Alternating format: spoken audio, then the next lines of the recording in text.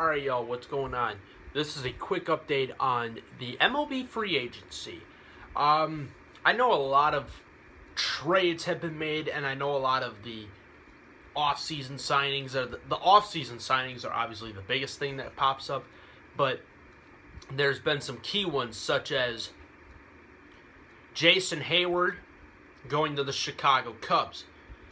But does that mean Dexter Fowler will be getting the good old NSYNC treatment, the bye treatment?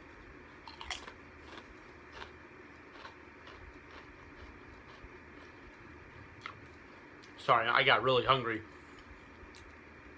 And does Justin Upton help the Detroit Tigers outfield? Or does it worsen it? Because the last time I checked, Justin Upton was on, let me think here. He was on 3 different teams in a span of 4 years. Now, granted, Yoenis Cespedes has been with 4 different teams in less than 1 year. Maybe 2. End of 2014, Oakland made that stupid trade to Boston. So there's 2 teams. And then, around that same time of the year, Boston traded Cespedes to Detroit. There's his 3rd team. And then, around the trade deadline again, Cespedes got traded to the New York Mets. So, yeah, he's been with 4 different teams in about a year. It's kind of shitty, I know, for Cespedes' sake. I think Cespedes is a great player. I think he may be costing himself because he wants more money. But I feel like the reason why the Tigers let him go was because Cespedes was kind of like the same way Prince Fielder was in Detroit. You know what I mean? Their talent wasn't the problem. It was the clubhouse and the communication within the clubhouse that was the problem. Justin Upton, quite frankly, I think he's a great player, but I think he is kind of has the same thing like Cespedes. I just think, for whatever reason, Cespedes is better. But the only team I really see Cespedes going to is Baltimore. I think Baltimore would be the only team that would give him that money. And speaking of Baltimore, Baltimore just made their signing. They gave up $160+ million on their all-star first baseman, DH slugger Chris Davis. But what do I feel about that? I think the Chris Davis signing was not smart, because they should have been locking up Manny Machado, in my opinion. Let's look at the differences. Machado is 23. Chris Davis is going on 30. Machado hit for 35 home runs last year and had 80+ RBIs. Machado's in the prime of his career. Chris Davis is still in a little bit of it, but Chris Davis, obviously, when you look at a player like Chris Davis, he is your top echelon power hitter in all of baseball. His home run hitting ability ranks up there with guys like Miguel Cabrera, Bryce Harper, Giancarlo Stanton, Mike Trout, Albert Pujols. He's up there in the top of the top. You can even throw Nelson Cruz in there, but of course Cruz, I don't count because Cruz got caught cheating with, with PEDs. So, but getting back to Davis, why I don't think the Chris Davis signing was good was because Chris Davis should have went to someone like Texas, or he should have went back to Texas, in my opinion. I think he should have went to the Texas Rangers or go to the Houston Astros.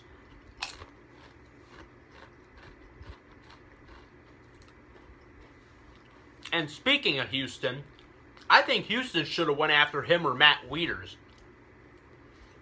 I really think they could use a catcher. But getting back to Baltimore, Baltimore should have been thinking about long-term signing Manny Machado, who looks to be like the Derek Jeter of the New York Yankees. You know, he's going to be the face and the captain of the clubhouse. You know what I'm saying? I think ultimately Machado is one of the best young players in the game. He's one of the best third basemen, if not the best defensive third baseman in all of baseball.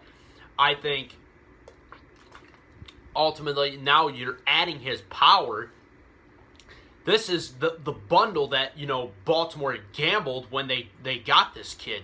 Is they said, you know, hey, this kid can hit 30-plus homers and play outstanding defense. This is incredible. But then yet again, Toronto. Look at Toronto and what they did. They traded for now, who is now the reigning AL MVP, Josh Donaldson. Donaldson hit over 40-plus homers, over 120 RBIs, and he had a very good defensive WAR rate. But ultimately, getting now to the other signings, Justin Upton signed a monster contract with the Detroit Tigers. But was it a good fit? Yes. But was it necessary? No. I don't think it was necessary because with that money, they should have been going after some bullpen help. The Tigers should have went after a relief pitcher like Fernando Rodney or I don't even know who's out there. I know they probably should have went after Aroldis Chapman. You feel me? I think they should have went after Aroldis Chapman. They maybe would have given up some minor league pitchers in their you know, minor league system, and maybe at minimum give up Anthony Gose. Who I think Anthony Gose is a very good defensive outfielder. I really do. He reminds me of Austin Jackson, a former Detroit Tiger, but obviously Gose doesn't hit for the power like Austin Jackson does. But getting to the Upton deal, was the Upton deal necessary? No. But was it important for them is the real question. I really don't know. I personally believe Cespedes is better than Justin Upton. That's just me. That's just me. I personally believe Justin Upton is a good talent, but I don't think he's better than Yoenis Cespedes. Sure, they both are very young athletes, and they make stupid mistakes. But I just don't see the signing fitting, because Detroit will have a healthy team. They will have a healthy Miguel Cabrera. They'll have a healthy Victor Martinez. They'll have their great slugger J.D. Martinez, who's still a fantastic player. And then shifting away from Detroit and going on to the Chicago Cubs, they got a very good outfielder in Jason Heyward from the St. Louis Cardinals. Jason Heyward, I think, is a great outfielder. He's got semi-decent power. He's got great running catch ability. He's got a cannon of an arm. And I think ultimately in the end, that Jason Heyward signing may be a smart idea. Now, getting to my Cleveland Indians. The only real big splash move they made was getting Mike Napoli. I think Mike Napoli is a good fit. I think he's a better defender than Carlos Santana at first base, and he can play DH. So, the way I look at it, we shift Santana to DH, and then we put Napoli at first base. And Napoli hits for better power, too. Granted, Napoli is not a switch hitter like Santana, but he hits for tremendous power. And then there was the rumors about how we were thinking about signing Juan Uribe, the third baseman who's been a journeyman. He's been, I think, with more than several teams. He's been with the White Sox. He's been with the Giants. He's been with the Dodgers. He's been with the Braves. He's been with the Mets. I mean, I truly don't remember how many teams, but that's all I know. But the free agencies, the way I look at the Justin Upton deal, because it's the latest deal that went down, is, and I know it's a different sport, but it's like when the Miami Dolphins signed Dbacks Sue. You feel me? I think Upton won't have as good of a year as certain fans would want him to have in his first year. And Dbacks Sue had a terrible year for the Miami Dolphins in his first year away from the Motown. But bringing in Justin Upton, I still don't think it's a good move, because I think they should have used that money for bullpen help. And they also need a left-handed pitcher. They don't have any left-handed starting pitching, but then it also goes to show you how much they missed Max Scherzer.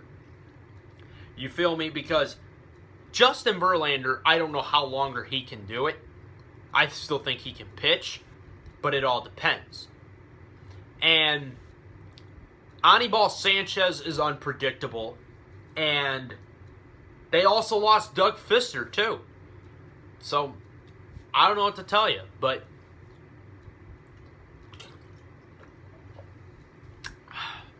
ultimately, I think the Cleveland Indians should go for more. But this is just an update on the MLB free agency. But the biggest move is Atlanta. What the fuck are you guys doing trading Andrelton Simmons to the Los Angeles fucking Angels? Andrelton Simmons, one of the best, if not the best, defensive shortstop in baseball. And you mean to tell me you trade this motherfucker to the Angels? I wouldn't have been surprised if, you traded him to, like, the fucking Brewers or the fucking Mariners, some bullshit shitty team for a really high draft pick or something like that. You trade this motherfucker to the Angels.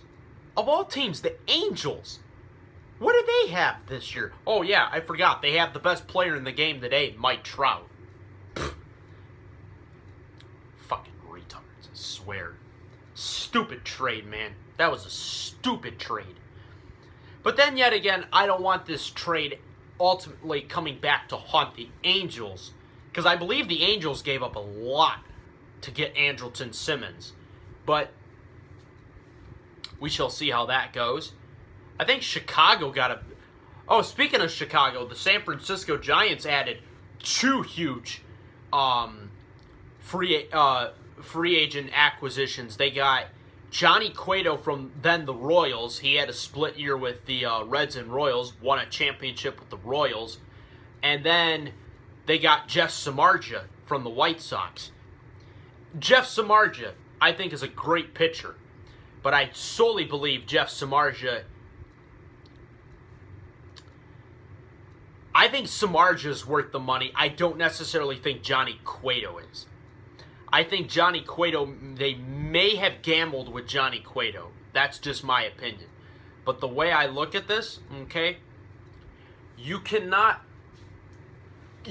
say this could be their year, because it's been every other year magic with them, that bullshit they have every other year. They won it in 2010, didn't make the playoffs in 2011, won it in 2012, didn't make the playoffs in 2013, won it all in 2014, and then last year, or this past year, they didn't even make the playoffs. You feel me? It's that, and it makes you wonder, will the Giants go back, because they added great pieces to their rotation? They let Ryan Vogelsong walk. Do they re-sign Tim Lincecum, is the question. And then the White Sox, getting to the White Sox, because I think they made I think they were a team that also made a bad decision. Their trade for the Cincinnati Reds all-star third baseman Todd Frazier. I think that's a stupid decision I don't like it. And not because he's going to the AL Central. No. I just don't believe Todd Frazier could work around Jose Abreu and work around Avisail Garcia. But am I saying the White Sox don't have a chance? No. It's the same reason with the Tigers. Do I think the Tigers don't stand the chance? No. They're all 0-0 at the beginning of the season. You don't know how it is until maybe around mid-June. You start to wonder, oh, this is what this team's going to be like. Well, but for the most part, that's your catch-up and your buzz on the postseason. I'll keep you guys still up to date. Leave me comments on what you think about certain moves and who certain teams should get and who certain teams should go after, and just keep me posted. But I want to hear it. I really want to hear it. But until then, I'm out, everybody. Take care.